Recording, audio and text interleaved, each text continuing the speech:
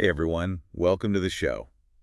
Have you ever had that nagging feeling deep down that you're just not quite in sync? Oh, totally. Like your body's trying to whisper something to you, but you can't quite make it out? Yeah, it's like being surrounded by all the noise of modern life. Yeah, exactly. What if, and stay with me here, what if tuning into that whisper was actually the most powerful, health advice you could ever get? That's so true. It's crazy how much we try to look for answers outside ourselves. Right. And in doing that, we might actually be drowning out the very clear signals that our own bodies are sending us. It's like we're constantly searching for that magic pill or the perfect diet. Yeah, yeah. And that's exactly what we're going to be exploring today. We're going deep, deep, deep into this whole world of holistic well-being, and we're going to be using the ancient wisdom of Ayurveda as our guide. Ooh, I love Ayurveda. All right. Now, don't think of this as some dusty old tradition or anything. Yeah. Oh. Think of it more like a practical owner's manual for your own unique, incredible body. Like a user's guide, right? Exactly, a user's guide. If you're feeling, I don't know, maybe a little overwhelmed by all the conflicting health trends out there, There are some, and you're ready to uncover the innate wisdom that's already inside you, then you're definitely in the right place. And hey, while we're at it, if you're finding these deep dives helpful, we'd really appreciate it if you hit that like button and subscribe for more, empowering insights. All right, so let's talk about this whole idea of finding a way of living that truly nourishes us. Yes. Because there are just so many wellness fads out there. It's like, how do we even know where to begin? Exactly. So to guide us on this journey, we're going to be diving deep into the book Your Body Already Knows by Nidhi Bhanshali Pandya. You can find the link to grab a copy down in the description. And trust me, this is not your typical quick fix health book. It's so much more than that. It's like a love letter to your body, helping you decode its subtle language and navigate your well-being, from a place of inner knowing. Not chasing after the latest trends. Exactly. And you know what's so refreshing about this book? It's not about constantly seeking cures outside of ourselves. It's about cultivating that deeper relationship with our own inner wisdom. And that's where true and lasting well-being comes from, right? Understanding ourselves on a deeper level. Precisely. And that's exactly what we're going to be doing in this deep dive. We're going to be pulling out some of the most insightful nuggets from Nidhi's book. Our mission today is to help you, the listener, understand how to actually tap into this inherent intelligence that your body already has and use it to find greater balance and vitality. Like really practical stuff. Yeah, totally practical. We'll be looking at some core principles, and then, most importantly, we'll be exploring how you can start applying these ideas in your everyday life. Are you ready to dive in? Let's do it. Okay, let's go. So the book kicks off by laying out a really interesting framework for understanding both the world around us and our own inner workings. And it does this through three interconnected core principles. It's like a key, a universal key that unlocks so much understanding. I love that analogy. And the first of these principles revolves around what Nidhi calls inner climate. Now, when we hear climate, we automatically think of the weather outside, right? Yeah. But in this context is referring to the internal environment of your body, the conditions inside you that are constantly influencing everything. Think of it like an ecosystem, like a rainforest. For a rainforest to thrive, it needs a very specific balance of, sunlight, water, nutrients. And temperature. Exactly. And it's the same with our bodies. That is such a good point. And to really illustrate how intricate this balance is, the book uses this brilliant analogy. Imagine your body as a vast universe teeming with trillions of bacteria. That's your microbiome. Our inner army. Yes. And this inner army, it's not just hanging out in your gut. It's absolutely essential for digesting your food, fine-tuning your immune system, protecting you from harmful invaders. And even producing essential vitamins. Yes. Like B vitamins and vitamin K. It's mind-blowing. This microbial community actually contributes way more genes related to our survival than our own human genome. We're talking about 8 million compared to a measly 22,000. Right. That's insane. It really highlights how important this inner ecosystem is to our health and well-being. It's absolutely crucial. And here's the crucial link. A disturbed inner climate has a direct impact on our inner army. Oh, absolutely. If your internal environment is off-kilter, your microbiome suffers, and that has consequences for your entire system. And it works both ways. When you nurture your inner climate, you're directly supporting your overall well-being. It's all connected. So how do we even begin to understand this inner climate? Well, the book introduces these three fundamental forces called doshas: kapha, pitta, and vata. And they're not like rigid personality types or anything. No, not at all. They're more like dynamic energies that are always interacting, shifting, and influencing our unique internal landscape. Exactly. They're constantly in play within us, shaping our internal environment. So let's start with kapha. Kapha is like the builder. It's all about growth, structure, and lubrication. Think of it like the earth element. Yeah, perfect analogy.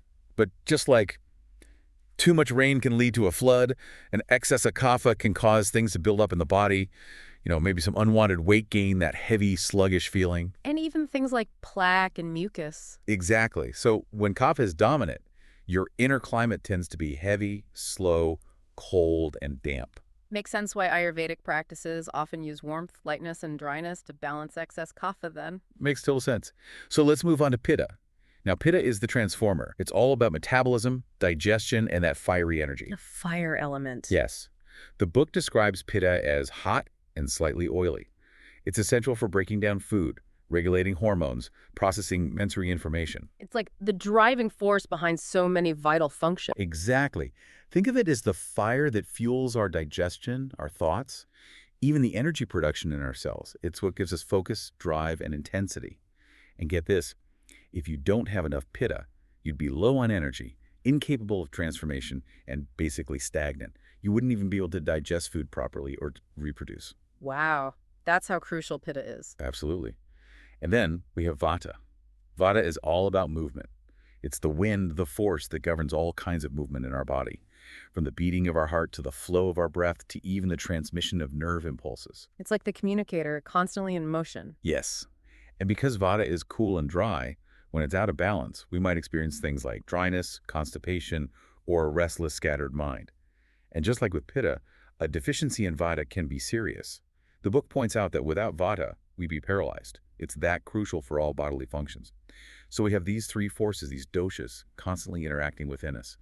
The key is to find a harmonious balance between them. Right. Optimal health isn't about eliminating one or the other. No, it's about finding that sweet spot, that balanced interplay, where all three doshas are working together in harmony. And that creates the ideal warm and moist inner climate. Yes. And when things are out of balance, that's when we start experiencing symptoms. If you're feeling consistently hot and inflamed, maybe that's excess pitta, feeling cold, heavy, and sluggish. That could be kapha. And if you're experiencing a lot of dryness, whether it's in your skin, your digestion, or your mind, that might point to a vata imbalance. It's like a roadmap to understanding our bodies. It is. And you know what I love about Ayurveda? It offers a gentle approach to restoring balance. By introducing the opposing qualities. Right. So if kapha's cool and damp qualities are a little excessive, we might try bringing in more warmth and dryness. Kind of like how the sun dries up excess moisture? Exactly. But we have to be mindful, because overdoing it could then throw pitta or vata out of balance. Same goes for pitta. If it's too hot and oily, we need to cool and dry things down. And for vata, which is cool and dry, we need to introduce warmth and moisture. It's all about finding that perfect balance, right? Yes. And you know what? This whole understanding of our internal landscape, it sets the stage beautifully for the second core principle. The solar and lunar experiences. Yes. It's all about aligning ourselves with the natural rhythms of day and night, our circadian rhythms. Nidhi shares a personal anecdote in the book about a trip to Pench National Park in India. She was observing the animals there. It was amazed by how sensitive they were to even the subtlest shifts in the environment. Just after sunrise, the forest would come alive with all the diurnal animals. Coming out to hunt and forage. Exactly. And then, as the sun would set, a whole different set of sounds and behaviors would emerge, signaling the arrival of the nocturnal animals. It was like two different worlds. It's amazing how attuned to nature they are. It is, right. And it makes you think, well, we're part of nature too. So why wouldn't these rhythms impact us in a profound way? We're designed to live in harmony with these cycles. Precisely. So the book breaks down the day into these distinct phases, starting with the solar experience, which is our daytime. The first phase of that is from 6 a.m. to 10 a.m., the fresh morning hours. Now, when we wake up, our body is still carrying a bit of coolness and heaviness from the night. Our fluids are a little thicker. Maybe you've noticed that early morning nasal congestion. Are those lovely eye crusties? Yes, Oh. exactly. Even the fluid in our joints is thicker, which is why we might feel a little stiff when we first wake up. And our digestive fire, or agni, it's also a bit damp and sluggish at this time. But as the sun rises, our serotonin levels start to go up. Yes. which gives us that fresh, optimistic feeling. And sunlight also triggers the release of cortisol, which helps us wake up and gives us energy. Exactly. And it also gives us a little boost in blood sugar. That's the dawn phenomenon. Right. And because of that, the book suggests that morning is actually a good time to get some exercise in. Because it can help regulate our blood sugar and cortisol levels for the rest of the day. Exactly. It helps set us up for success. Now let's talk about breakfast. This is where the book gets really interesting because it challenges our modern obsession with fruit first thing in the morning. Really? Why is that?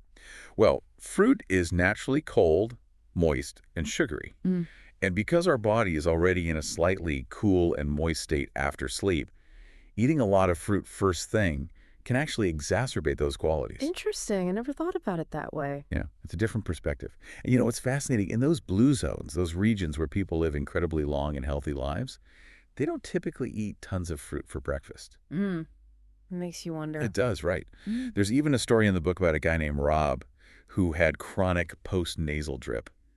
He loved his morning fruit smoothies. But when he was on a work trip in South America and couldn't make his smoothies, his congestion completely cleared up. And then when he came back home and started drinking them again, the nasal drip came back. Wow. That's pretty convincing anecdotal evidence. Right. So instead of a big cold smoothie, the book suggests opting for a smaller, warmer breakfast. Something that will gently stoke that digestive fire. Exactly. Cooked oatmeal, lentil soup, whole grain porridge.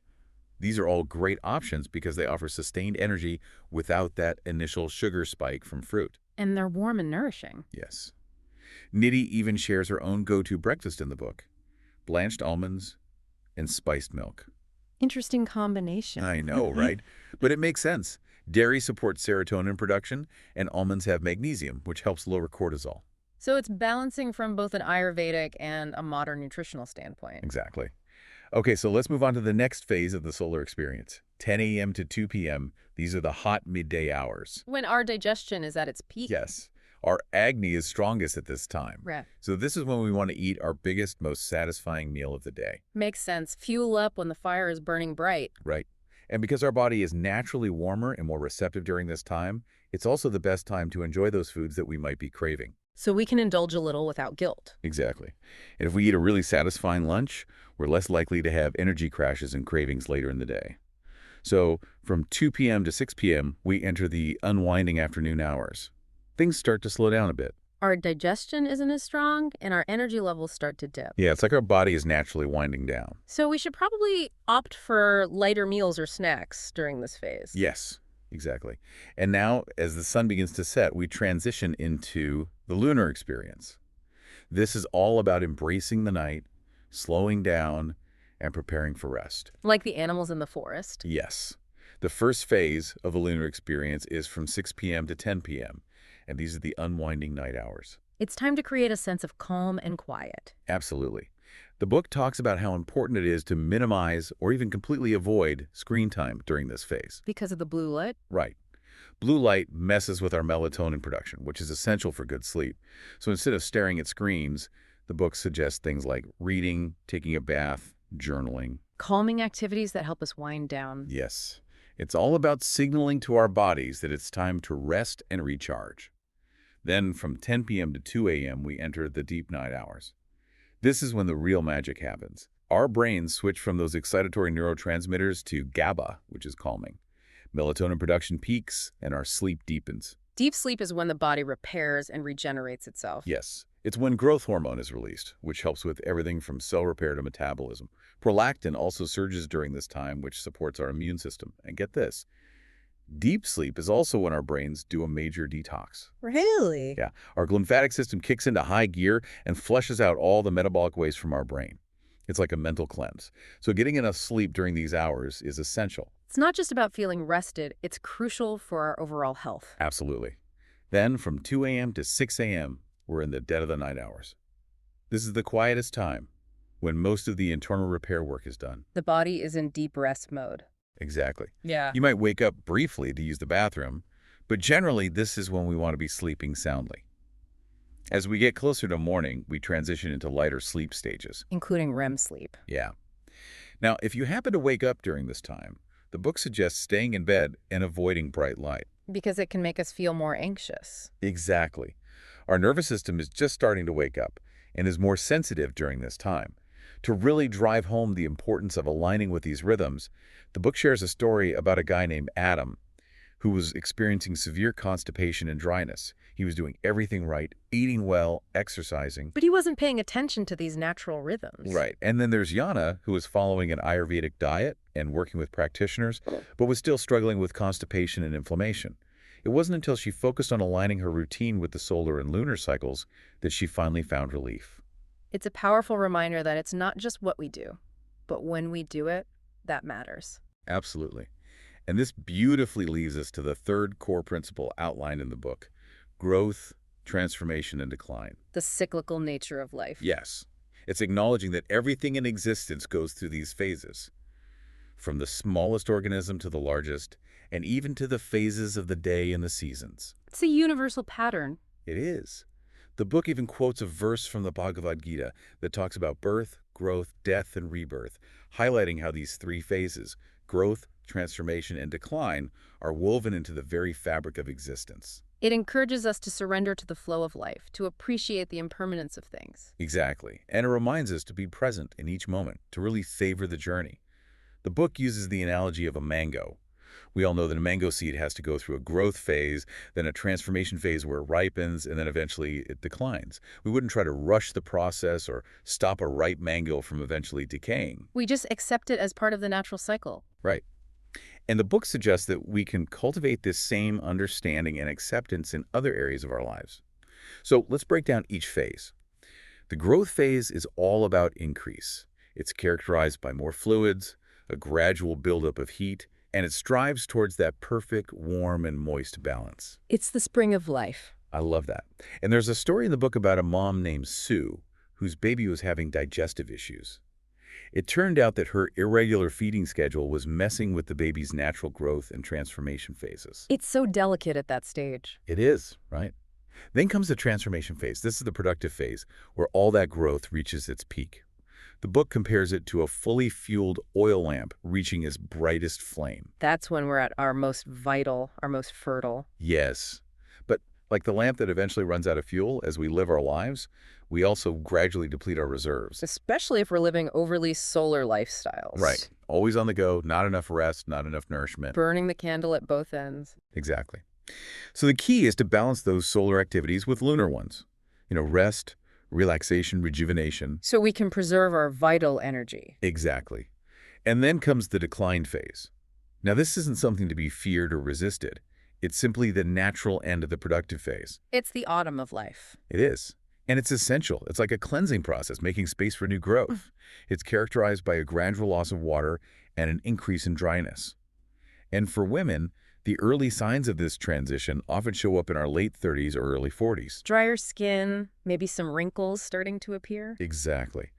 And as we approach menopause, our natural lubricating fluids diminish even further, leading to things like hot flashes and maybe even a slight decrease in height as our spinal discs dry out. So our inner climate shifts more towards cool and dry. Right. It's all part of the natural cycle.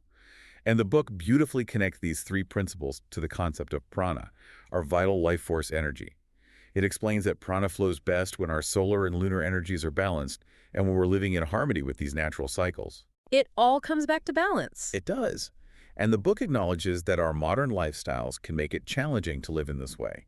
But it also offers solutions. Practical things we can do. Yes, like using slow cookers or instant pots to prepare nourishing meals, eating freshly cooked food whenever possible. Even reheating leftovers from the same day is generally okay. It's all about being mindful of the freshness of our food. And speaking of food, the book emphasizes the importance of cooking with good fats, especially ghee. Ghee is so nourishing. It is. It's pure butter fat with the casein and lactose removed, which makes it easier to digest for most people, and it's a fantastic fuel for our agni. The book also talks about the benefits of using spices in our cooking. They enhance digestion and boost metabolism. They do. Yeah. But it's important to use them in conjunction with fats and not overdo it. To avoid drying out the gut lining. Exactly. Milder spices like cinnamon, cumin, and coriander are generally best. And it's not just about what we eat. It's also about when we eat. The book suggests a light and warm breakfast, a hearty lunch when our agni is strongest, and an early light dinner to give our body ample time to rest and repair overnight. Makes sense. Our modern habit of eating a big dinner might not be the most ideal. Right. It's something to think about. Yeah. And lastly, the book encourages us to be mindful of caffeine. It can be heating and drying. Exactly. So just be aware of how it affects your body. Okay, ready to move on to exercise. Alrighty. So we all know that exercise is good for us, but Ayurveda offers a unique perspective on why it's so beneficial and how to approach it in a balanced way. It's not just about pushing ourselves to the limit. No. The book emphasizes that exercise is crucial for maintaining that warm and moist inner climate. It gets our circulation going, helps break down excess tissue, and strengthens our muscles and bones. But it also cautions against overdoing it, pushing ourselves to the point of exhaustion or injury. It's about finding that sweet spot. It is. And the book shares an example of a woman named Leela who was experiencing amenorrhea, which is the absence of periods, due to overexercising and not nourishing herself enough. When she started incorporating more rest and healthy fats into her routine, her cycle regulated. That's a powerful example of how our bodies are interconnected. It really is. So when is the best time to exercise? Ideally between 6 a.m. and 10 a.m. when our bodies are naturally a bit sluggish, and also between 10 a.m. and 2 p.m. When our energy levels are higher. Right. And the book generally advises against vigorous exercise in the evening, as it can stimulate the mind and body, making it harder to wind down for sleep. So no late-night gym sessions. Right. And there's this story in the book about Adrienne, a former lawyer who experienced burnout, and part of it was due to her intense exercise routine coupled with her stressful job. It's a reminder that we need to find balance. Exercise should be energizing, not depleting. Exactly. And speaking of balance, the book also touches on protein consumption and exercise. It notes that for women, especially, sudden and large doses of protein can sometimes impact fertility, which is seen as a sign of overall vitality in Ayurveda. Interesting. It's about moderation and paying attention to our body's responses. Absolutely. And if you're looking for a nourishing post-workout drink, the book introduces the Sattu shake. It's a traditional Ayurvedic beverage made with warm spiced chickpea flour. Sounds delicious. It is. So, to sum it up, exercise is a solar activity, and it offers tons of benefits. But we have to approach it with mindful intention, a sense of restraint, and make sure we're supporting our bodies with enough nourishment. Okay, ready to dive into the fascinating world of our body clocks. Let's do it. So we all have these internal clocks that govern our sleep-wake cycles, our hormone production, our digestion, everything really. It's like our internal timekeeper. Exactly. And these clocks are influenced by both our internal biology and external cues from the environment. Like the cycles of light and darkness. Right. For most of human history, our bodies were perfectly in sync with the rising and setting of the sun. But then came artificial light and our ability to travel across time zones in a matter of hours. And things got a little messed up. Our natural rhythms got disrupted. They did. And this can lead to all sorts of problems. Sleep disturbances, digestive issues, hormonal imbalances. It's like we're constantly jet-lagged. Exactly. So the book really emphasizes the importance of creating a consistent bedtime routine, dimming the lights, engaging in relaxing activities. To signal to our bodies that it's time to wind down. Yes. It's all about preparing for sleep. And it also talks about the importance of both not oversleeping and not getting enough sleep. Both can throw off our balance. They can. Oversleeping can lead to sluggishness, and not getting enough sleep can create dryness in the body. So it's all about finding that Goldilocks zone. Exactly. And what about napping? Is that good or bad? Well, the book generally advises against napping after lunch, as it can interfere with digestion. Makes sense. Yeah. But a short nap during the hottest part of the day, like a siesta, can be okay, especially in the summer. It's all about listening to our bodies. Okay, ready for the next topic? Bring it on. Let's talk about emotions. We often think of emotions as something that happens in our heads, but they have a very real impact on our physical body, too. Mind-body connection. Exactly. And the book beautifully illustrates how different emotions can manifest physically. Anger often feels hot. Stress can be hot and drying. Anxiety tends to be dry and restless. And panic can feel like extreme dryness. Yes. It's like our bodies are reflecting what's happening in our minds. Nidhi even shares a personal story in the book about a time when she was feeling completely overwhelmed and short-circuited. She used Ayurvedic remedies and practices to restore her balance. It shows how real these effects are. It does. And the book talks about anxiety as worry that hasn't been acted upon or surrendered. It can lead to a feeling of paralysis. It emphasizes how important it is to learn to regulate our emotions, rather than trying to suppress or deny them, because constantly bottling up our emotions can create chronic imbalance in our bodies. So it's not about ignoring our feelings, it's about learning to work with them. Exactly. And what's cool? The book suggests that when we learn to regulate our emotions, we can actually transform them into positive forces. So anger can become passion, and anxiety can fuel creativity. I love that. And one emotion that's particularly beneficial for our inner climate is gratitude. Gratitude is a powerful emotion. It is. And the book shares two simple techniques for cultivating more gratitude in our lives. One is to zoom out and appreciate the beauty and order of the universe. That puts things in perspective. It does, right? And the other technique is to keep a mental or written list of things we're grateful for. A gratitude journal. Exactly. It helps us focus on the good. And in addition to gratitude, the book also mentions other helpful practices for regulating our inner climate through our emotions.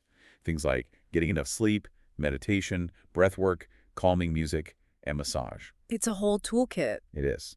All right, ready to move on to relationships and rituals. Let's do it. So this section of the book explores how our relationships and our daily routines impact our inner climate. Because they're a big part of our overall well-being. They are. And the book shares some really insightful examples, like Zila, who is highly sensitive in her relationships, and Aparna, whose body was reacting negatively to a toxic dynamic.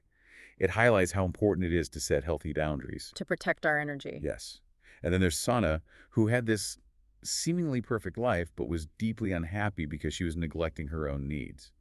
She found peace and balance by establishing supportive routines. So self-care is not selfish. It's essential. And speaking of self-care, the book introduces the concept of Ayurvedic rituals. These are practices that are designed to align us with the natural rhythms of the day and cultivate a balanced inner climate. Like daily rituals for mind, body, and spirit. Exactly. And a key aspect of these rituals is oiling, or sneha in Ayurveda, which also means love. It usually involves using warm sesame seed oil. The book then highlights 6 key practices. The first is nasya, which is applying medicated oil to the nasal passages. It's good for the brain, sinuses, hair. And the ENT microbiome. Then there's Abhyanga, which is self-massage with oil.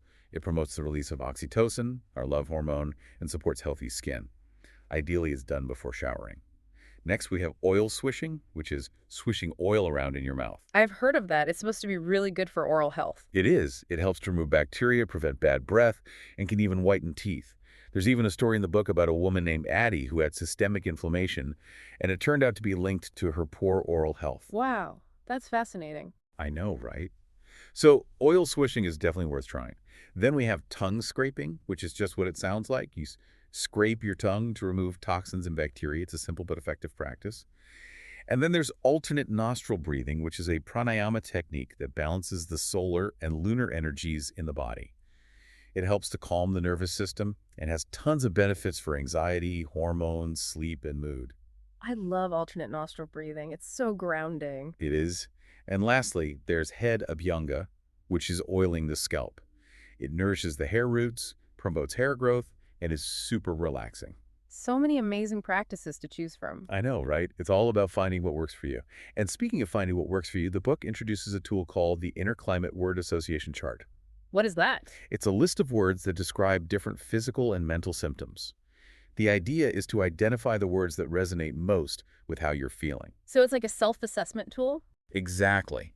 It helps you determine what your current inner climate might be, whether it's more humid and cold, hot and humid, dry and cold, or ideally warm and moist. So it's the first step to understanding our imbalances. It is. And once we understand our imbalances, we can start making changes to restore balance. And the book provides a roadmap for doing just that. It does.